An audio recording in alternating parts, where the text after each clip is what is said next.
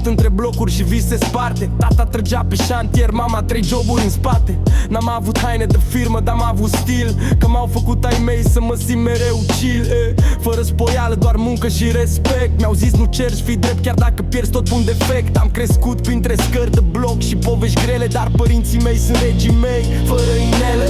Mama dansa cu viața pe muce de cuțit și tot îmi zâmbea de parcă totul era infinit. Tata serios, dar inima lui era largă. M-a învățat să mă țin tare chiar și când lumea mă sparge. Mi-au zis mergi înainte, nu sta pe loc, fii voce tare, nu eco într-un bloc.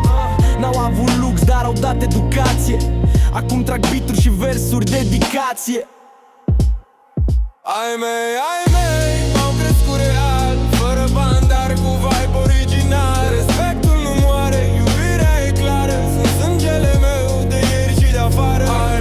Ai mei, m-au crescut real, fără bani, dar cu vibe original. Respectul nu moare, iubirea e clară, sunt sângele meu de ieri și de afară. Eu nu uit de unde vin, no, tot ce am e de la ei, Zilnic le mulțumesc zi tare că m-au ținut drept când eram în vale.